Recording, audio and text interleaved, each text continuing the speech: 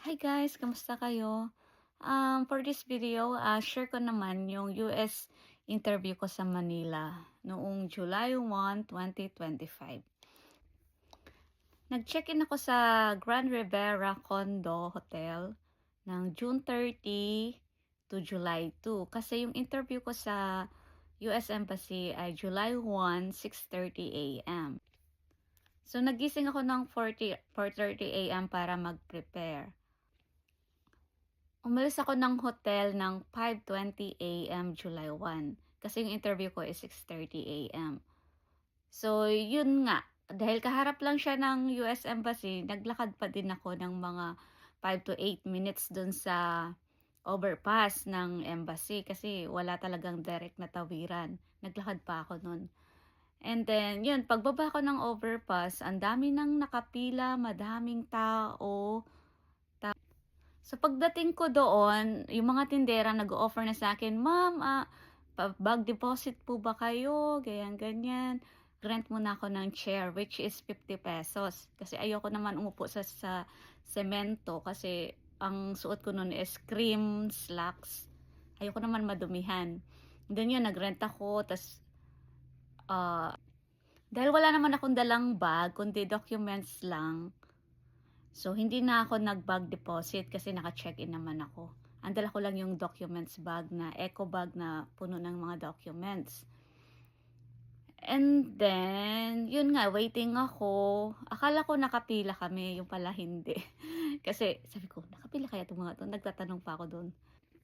Hindi ko pa alam nun kung saan talaga mag-open yung gate ng US Embassy. So, umupo lang ako doon sa harap ng tindahan. Hindi ko alam ang inupuan ko pala do'n is mismong doon sa harap ng inupuan ko yung gate, doon pala yun. And then nakita ko yung officer na nagre-ready na siya na i-open yung gate, tayo-tayo ako bigla. So yun, nauna ako doon sa part na yon. Yung iba nandun pa sa likod ko banda kaya nauna ako. And then yung pagka 6 o'clock, 6 AM inopen ng officer doon, security officer. Medyo mahaba pa pala yung lakarin nun papunta dun sa second gate. Eh di yung iba, ang bilis lumakad, ang bilis nila maglakad. Ako kasi naka-heels ako kaya medyo mabagal-bagal. Tapos ang bigat pa ng documents ko kasi ang dami. So yun, may nauna sa akin, siguro 4 yun. So pang-apat ako sa pila, ay no, pang-lima ako sa pila doon sa second gate na. Which is, kukunin na yung passport mo, ay hindi, pinapalabas na yung passport mo, yung DS-160 or what yung documents, yun lang naman yung chine-check nila, yung passport, yun, pila kami ulit do'n. Tapos nung di ko alam kung anong oras talaga kami pinapasok do'n sa loob, siguro mga 6:15 before 6:30 kasi 6:30 talaga yung interview mismo, kasi on time sila. So siguro pinapasok kami ng 6:15 AM or 6:20 doon sa pinakaloob na. Pagdating sa loob, pila na naman doon kung sino yung nauna sa upuan. Tas nung nakaupo na kami doon sa loob, pinalabas na sa lahat sa amin yung primary documents. DS-160, 2 pieces, 2x2 poros, NBI clearance, PSA birth certificate, Senomar, MRB slip. Ito yung deposit slip na binayaran nyo sa RCBC or kung ano man kayo, card, yun yung proof ng payment nyo. And then, my passport. Tap, yung regular watch lang ang inaalaw nila. Bawal yung digital watch. Yung watch ko digital smartwatch. Bawal yun. So, wala akong watch. So, hindi ako nakaantabay sa oras. May orasan yata sila doon, pero nasa likod. So, yun, 6:30 yun, for sure ako na tinawag kami. Kasi yun, pila kami doon, nakatayo kami. Pang-5 ako eh.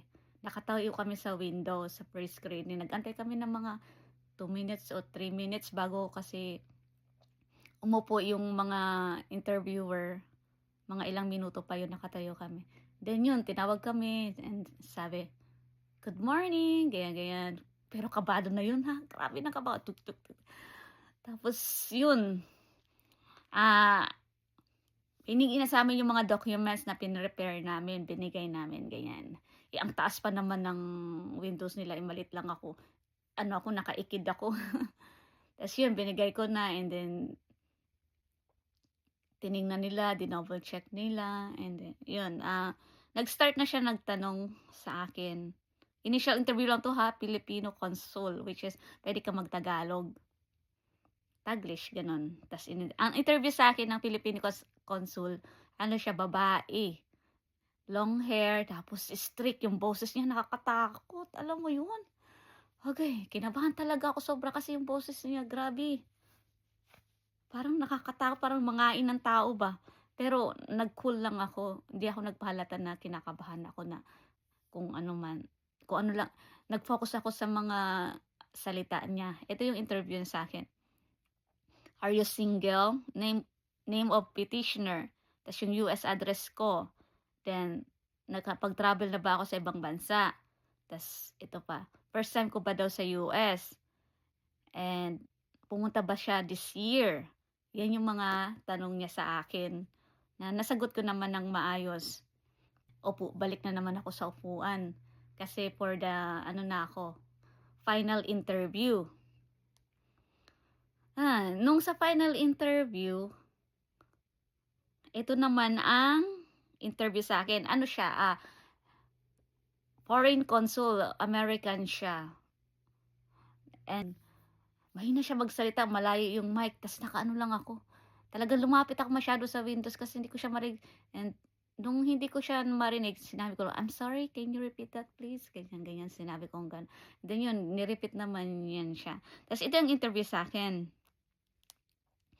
Sa final, ito pala, Windows 63 pala ako, nakalagay pala dito. Yung final interview ko ito, "Where did you meet? When? Where did you meet?" daw yung petitioner ko, yung fiancé ko, at saka kailan. "How many times did you meet?" Ilang beses daw kami nag-meet. "What did you do during his vacation here? Is it matter to you the age gap difference?" Kasi mataas ang age gap difference namin ni Jeff eh. "And then, where he live? What his job? Then, does he have family living? Is he single, divorced, have kids?" And sa akin naman, "Are you single? No kids? Never been married?" Sabi ko, "No. And I'm single," ganyan, ganyan. Sinagot ko 'to lahat sa kanya ha, ng maayos. "Is your first time in the USA?" Sabi ko, "Yes." "Do you work only in the Philippines or you work abroad?" "No, I don't work abroad," sabi ko. Then, chinect niya yung birth certificate ko. Sabi niya, "Why you're late registered?" Kasi late registered ako ng 16 years. Ang sinabi ko dun, because of parents' negligence. Sabi niya, "What's real the reason?" Sabi niya. Gusto niya pa akong ipa-explain. Sabi ko, "I'm sorry, I cannot explain furthermore because my parents died." Hindi ko na-explain ng maayos bakit ako late registered dahil yun nga, di ko alam talaga yung reason nila mama nun. Bakit ako 16 years bago ni-register sa PSA. Siguro ay dahil sa kahirapan. Dahil sa probinsya pa kami nakatira nun, eh, as in province, Samar, sa bukid.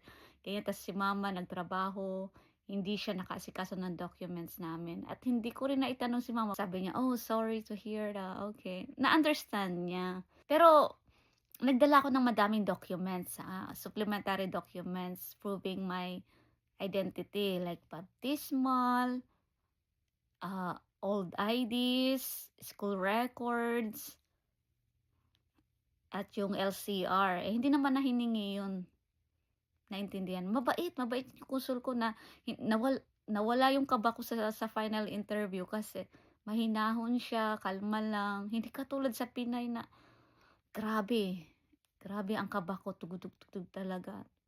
Pero nag-stay focus pa din ako. Take a deep breath, yun lang ang ginawa ko. Inhale, exhale lang.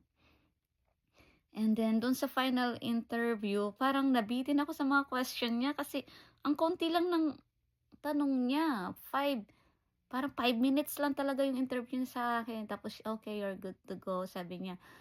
Dahil waiting pa kami sa medical mo, ta's binigyan niya na ako ng pamphlet na gano'n, na-scan ko para basahin ko daw. About yun dito sa US, yung about sa emergency, kung anong gagawin, kung saan tatawag 'pag may emergency. Tas yun, natapos din.